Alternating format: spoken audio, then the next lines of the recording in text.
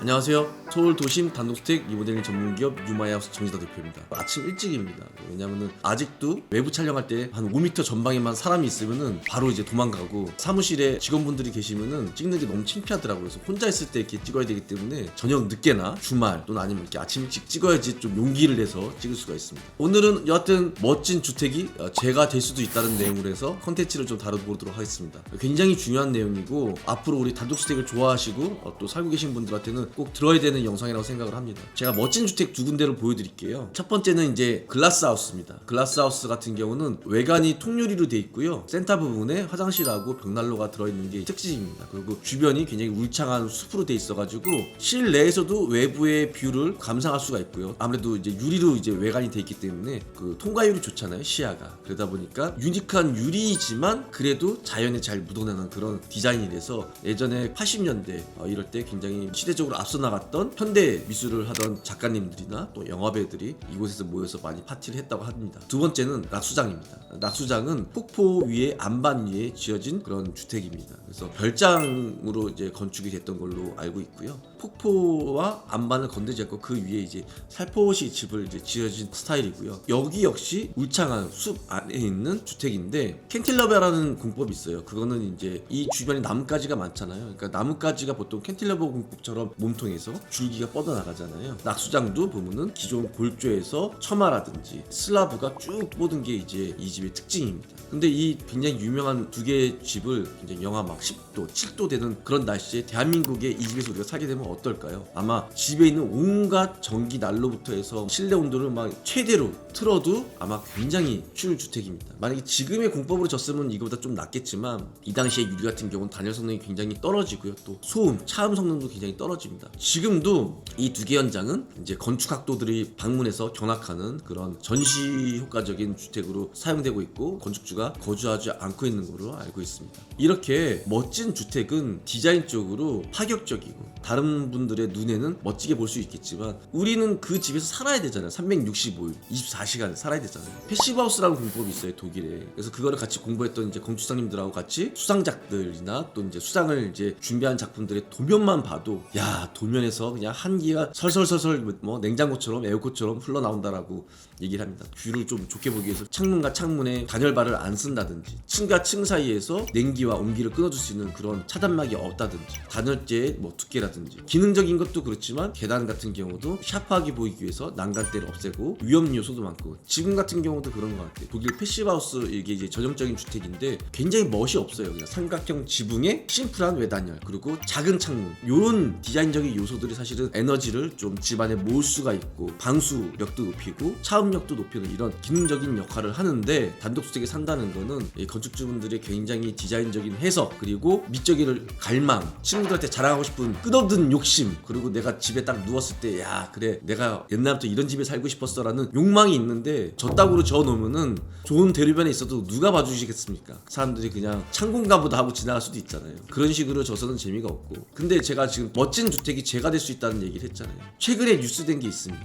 북극항로죠. 요즘 뉴스에서 가장 핫한 내용입니다. 북핵항로 같은 경우는요 기존에는 이제 수에즈 운하나 뭐 희망봉 쪽으로 해서 우리가 아래쪽으로 해가지고 굉장히 먼 거리를 돌아서 유럽 쪽으로 우리 수출을 했었잖아요. 근데 안타깝게도 지구 온난화로 인해서 한 5년 후 7년 후면은 북극에 있는 빙하들이 녹아서 북극항로가 열린다고 합니다. 하지만 탄소 배출량 그리고 지구 온난화 때문에 이게 열리고 있다는 게 좀 무서워요. 주택 에너지의 진심인 독일에서 만든 탄소 배출량으로 인해서 지구의 생명을 좀 무섭게 나타내는 그런 웹사이트입니다. 그래서 좌측 2도씨라고 표시된 온도 같은 경우는 산업혁명 이후로 지구에 2도씨의 온도 차이가 생겼다라는 내용이고요. 우측의 1.5도 같은 경우는 우리에게는 1.5도라는 마지노선의 온도가 남아있다. 그리고 센터 부분에 보면은 21년 3월 28일이라는 숫자가 있습니다. 이게 뭐냐면은 지구가 1.5도까지 도달할 수 있는 시간이 21년하고 3개월 28일 남았다. 근데 21도가 넘는 순간 우리 지구는 어떻게 바뀔지 모른다. 불바다가 될지 다시 빙하기로 넘어갈지 아니면 지금처럼 살기 그냥 좋을지 알 수가 없다라는 공포스러운 그런 웹사이트입니다. 우리는 후손 우리 후배들한테 지구를 빌려 쓰고 있다고 생각을 하라는 얘기를 많이 들었잖아요. 근데 지금 이 영상을 보고 있는 단독주택에 살고 계신 건축주분 중에서 겨울철에 난방비가 50만원 이상 나온다, 여름철에 냉방비가 50만원 이상 나온다 그러면 굉장히 죄스럽고 창피하게 생각을 해야 됩니다. 어쩔 수 없는 것도 알고 있습니다. 집이 사이즈가 크거나 70년대 80년대 80년대 지어진 건축물들이 추운 거 알고 있고 더운 거 알고 있습니다. 집에서 매일같이 뭐 오르터 파카 입고 있을 수는 없잖아요. 난방을 틀긴 틀어야 되는데 밖에 영하 7도 5도 이기냐 내 보일러가 이기냐 그래서 주장창 떼다 보면은 60평밖에 안 되는 주택인데 월 150만씩 나온 주택도 봤습니다. 여하튼 그걸 웃으면서 이제 건축주분 얘기하는데 저는 마음이 좀 많이 아팠어요. 그만큼 많은 에너지가 공급되고 탄소량이 배출되면은 21년 3개월이라고 써있던 숫자는 점점점 줄어듭니다. 그리고 우리가 다 같이 에너지를 줄이고 난방비를 줄이면은 이 숫자는 점점 21년에서 22년, 25년으로 늘어날 수도 있습니다. 추후에 신축을 할 때는 굉장히 에너지 세이빙이 되는 거에서 고민을 많이 하고요. 인테리어 공사를 하든 단독주택 리모델링 공사에서 구조라든지 신축 같은 주택으로 바꾸더라도 우리는 어쨌든 제일 먼저 에너지 세이빙과 쾌적성을 마음속으로 두어야 됩니다. 또 한 가지는 우리가 지구 온난화도 중요하지만 집 안에 공기청정기 하나만 두고 그냥 쾌적하다고 생각하시는 분들이 많더라고요. 제품 특성상 공기청정기는 주변에 있는 공기만 미세먼지나 먼지를 필터하는 거지 산소를 발생하는 제품은 아닙니다. 제가 이런 거에 대해서 조금 얘기를 좀 해보도록 하겠습니다. 우리 뉴마이하우스는 주거의 쾌적함으로 건축주의 몸과 마음을 건강하게 만들어서 이끌고 있는 팀원들이라든지 또는 하고 있는 프로젝트에 대해서 24시간 컨디션을 좀 끌어올 수 있는 그런 컨디션을 만드는 게 저희 회사의 목표입니다. 가해동 옆에 개동이라고 있죠. 개동에 지어져 있던 준 패시브하우스급의 단독주택 리모델링 현장, 아마 11년 전 12년 전 주택입니다. 리모델링으로 패시브하우스 어디까지 할 수 있어요? 라는 질문이 있었는데 아시고서 말씀하신 건지 모르겠지만 굉장히 날카로운 질문입니다. 패시브하우스 라이센스, 빌더 라이센스는 두 가지로 나눠져 있습니다. 정확하게 세 가지로 나눌 수 있겠네요. 어려운 거는 패시브하우스 디자이너입니다. 건축사 분들을 말하는 거죠. 공학적으로도 계산도 좀 많이 해야 되고 좀 힘들고요. 그 다음이 리모델링을 통한 패시브하우스입니다. 그 다음으로 어려운 게 패시브하우스를 신축하기. 저희가 지금 그 라이센스를 가지고 있습니다. 그만큼 리모델링 공사는 기본적으로 신축보다도 어렵고요. 그걸 또 패시브하우스 만들기가 굉장히 어렵습니다. 그 이유는 주택이 선천적인 단적들이 있어요. 한번 하나하나 살펴볼게요. 이 집 같은 경우는 3개층에 약 한 120평 정도 되는 주택입니다. 근데 전면이 다 유리로 돼 있어요. 굉장히 큽니다. 그리고 2층 바닥에 슬라브층이 약 한 40% 정도 오픈돼 있어요. 그래서 1층에서 2층이 보이고 2층에서 1층이 보입니다. 심지어는 그 창문들이 쭉 위로 올라가 있어요. 굉장히 멋진 주택이죠. 그러다 보니 집 안에서 에너지의 대류도 굉장히 많이 생기고요. 열 손실이 될 부분들이 굉장히 많아요. 그래서 저희는 독일식 시스템 창호 3중률이 된 굉장히 좋은 창호를 집 전체에 공사를 하였고요. 그 다음에 지금 캔털레버처럼 돼 있진 않지만 기둥이 있지만 처마와 슬라브, 발코니 이런 부분들이 굉장히 앞으로 뻗어 있어요. 특히 처마 부분은 라지에트처럼 그릴로 격자 모양까지 나와 있습니다. 저 모양은 어떻게 보면은 라지에트처럼 방열판입니다. 그래서 실내의 따뜻한 온기를 밖으로 내뿜고 있습니다. 반대로 여름철에는 안에 에어컨을 틀은 냉기를 바깥으로 내뿜고 있는 그런 스타일입니다. 그래서 처마, 모든 슬라브 층에서 그런 효과들이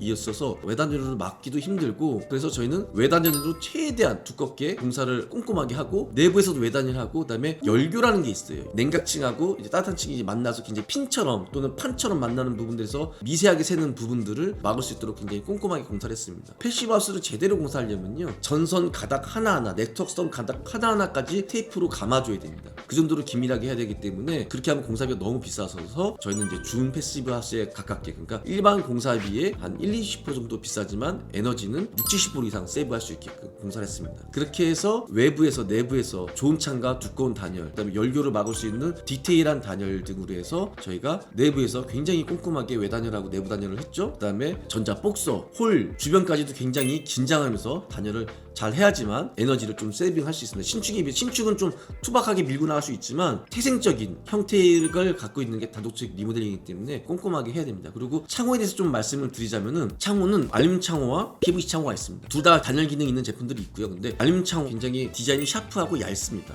그리고 가격이 무지무지하게 비쌉니다. 보편적으로 PVC 창호가 약간은 투박스럽지만 단열 성능은 조금 더 좋습니다. 그리고 유리는 같은 3중 유리 또는 2중 유리를 쓰면 되고요. 3중 유리 중에서도 로이 코팅이 돼 있어, 그다음에 아르곤가스가 돼 있어서 단열 성능을 조금 더 빛낼 수 있는 그런 창호를 쓰는 게 굉장히 좋습니다. 그래서 어설픈 단열된 벽보다도 사실 이렇게 압도적인 단열 성능을 갖고 있는 창이 더 단열 성능이 좋을 때도 많이 있습니다. 그리고 원래는 저희가 개동에 있던 방열판 같은 처마 부분을 커팅을 하려고 그랬어요. 그러려고 했더니 집 모양이 너무 웃긴 거예요. 사실 이 집의 이 하이라이트는 방열판의 처마 부분이었거든요. 그래서 이 처마 부분을 살리면서 외관적으로 잘 안 보이게 투명 강화 유리를 그 위에다가 긴 공간입니다. 그 공간에 쫙 깔아서 깨끗한 강화 유리에 물을 한 곳으로 받아서 그 밑에 있는 텃밭에다가 빗물 저장 장치를 만들어서 그 물 가지고 집 앞에서 유기농으로 키울 수 있게끔 만들어드렸던 기억이 한 11년 전, 12년 전 기억이 납니다. 또 중요한 게 있습니다. 아까 아침에 제가 그런 얘기 했잖아요. 공기청정기 같은 경우는 우리나라가 굉장히 잘 맞는 거 알고 있지만 아파트에서 또는 이제 단열창을 안 썼을 때는 그 효과가 굉장히 진가를 발휘하는데 단열이 잘 돼 있고 단열 창문이 돼 있는 집은 굉장히 기밀합니다. 그래서 집 안에 일산화탄소나 이산화탄소가 빠지지 않고 또 새로운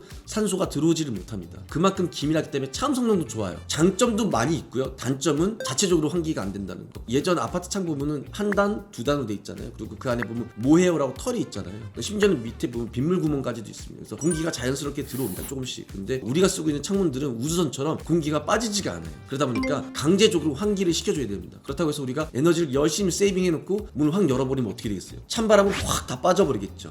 또 찬 공기가 들어오고 미세먼지나 이런 것들이 들어왔을 때 굉장히 몸에 안 좋겠죠. 또 들어온 미세먼지는 밖으로 빠지지 않습니다. 왜냐하면 기밀하기 때문에. 그래서 열교환식 환기 시스템이 필요합니다. 공기가 들어올 때는 미세먼지를 걸러주고 내부에 있는 공기도 또 필터링 해줍니다. 그렇기 때문에 집안에 공기청정기가 필요가 없어요. 실내 공기 22도, 21도의 공기로 외부의 영하 10도의 공기가 만나진 않지만 열만 교환을 해서 중간치에 10몇 도로 들어온다든지 해서 열기를, 온도를, 공기를 세이빙하는 그런 효과가 꼭 필요합니다. 그리고 단열과 환기와 창호와 모든 게 준비가 됐다면 당연히 1등급 콘덴싱 보일러를 써야 됩니다. 위치도 보일러 위치 굉장히 중요합니다. 그래서 잘 설치한 후에 보일러실 역시 단열이 굉장히 중요합니다. 그 다음에 난방 배관은 우리 몸의 핏줄 같은 그런 역할을 합니다. 그래서 난방 온수부터 해서 난방 배관까지 싹 다 교체를 하고 우리 뉴마이하우스의 특허 핫투아 PCM 공법을 이용한 기존에 썼던 구들장이나 자갈에 비해서 4배 이상의 잠열 효과를 줍니다. 구들장 보면은 고려시대 때부터 썼다는 얘기도 있더라고요. 그리고 70년대, 80년대, 90년대 심지어 최근까지도 난방 배관의 온도를 붙잡고 있고 싶어서 자갈을 굉장히 많이 집안에다가 바닥에 깔아둡니다. 많이 깐 데는 자갈을 한 층에 50cm 까는 집도 봤어요. 만약 100평이라고 그러면 그거는 한 10톤 전후의 무게가 될 수도 있어요. 지금 안 그래도 조적조로 져 있는 집들이 우리나라에는 아직까지 굉장히 많이 있는데 거기에 10톤 가까운 덤프 트럭이 그냥 집 안에 들어있다고 생각해보세요. 굉장히 위험한 그런 주택입니다. 자, 그래서 제가 지금 보여드리는 주택처럼 이렇게 집을 단순하게 지라는 뜻은 아닙니다. 하지만 분명히 멋지게 지면서도 에너지를 세이빙하고 주택을 쾌적하게 해서 건축주의 몸을 건강하고 에너지를 솟게 만들 수 있는 주택, 기분 좋은 주택 만들 수 있습니다. 그래서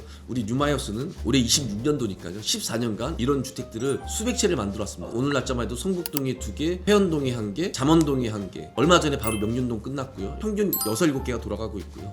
예약이 항상 이렇게 밀려 있습니다. 그래서 저희는 패시브 하우스적인 그런 공법으로 방어를 잘 하고 에너지를, 그 다음에 좀 더 능동적으로 긍정적으로 태양광이라든지, 그 다음에 요즘에 소형 풍력 발전기가 꽤 퍼포먼스가 좋다고 하더라고요. 저는 디자인적으로만 그냥 이쁘다 생각했는데 그게 꽤 효과가 있다고 하더라고요. 그리고 또 이제 태양광은 밤에는 이제 안 되잖아요. 그리고 계절 따라 드는데 풍력 발전기는 이제 24시간 바람만 많이 불어준다면 효과가 있다고 하고, 거기다가 이제 외곽에서는 이제 지열, 그 다음에 태양광이나 풍력으로 만들어진 전기를 지금 테슬라에서 파워월이라고 해가지고 ESS 쓰죠. 집에 개인용 배터리 팩입니다. 여기서 모은 전기들을 밤에 이제 전기 충전이 안 될 때 쓴다든지 공격적으로 에너지를 세이빙함으로써 선구자적인 사회적으로 이끌고 계신 분들이 이런 주택들이 많이 살고 계신다면은 말씀드렸던 웹사이트 있잖아요. 21년 3개월 28일 9시간 남은 거를 21년이 아니라 25년, 30년, 100년까지 다시 뒤로 돌려서 우리 후대에 자랑스럽게 우리는 활동이 다 했다 라고 말할 수 있는 그런 문화가 됐으면 좋겠습니다. 그래서 제가 이제 8, 9년 전에 공사했던 당시에 이제 골드만삭 대표님이었고 지금 퇴역을 하셨지만 지금 한 120평 정도 되는 주택에 살고 계신데 가장 추울 때 한 25만 원인가 뭐 이렇게 나온다는 인터뷰도 제가 기억이 나고요. 그리고 또 연희동에 있는 의대 교수님도 원래는 한 60평 정도 살던 아파트에서 60평 정도 되는 아파트는 실평수는 한 50평 정도 되잖아요. 거기 살던 때보다 지금 현재 100평 전후에 되는 단독주택이 난방비가 더 적게 들어간다라는 말씀도 해줬던 기억이 납니다. 이렇게 많은 분들이 단독주택 리모델링 공사나 신축 공사를 통해서 기존보다도 70%, 60% 이상 에너지를 좀 세이빙할 수 있는 그런 주택들에 살았으면 좋겠고, 만약에 신축이나 리모델링 할 수 있는 그게 안 되면은 간단하게 단열 창문만이라도 바꾸시면은 굉장히 에너지 세이빙하는 효과가 있습니다. 그래서 꼭 여러분들도 멋진 주택에 사는 거 우리 후손들이나 후대들한테 창피하고 죄짓는 마음을 안 들었으면 좋겠습니다. 다음에 또 새로운 영상으로 찾아뵙도록 하겠습니다. 감사합니다.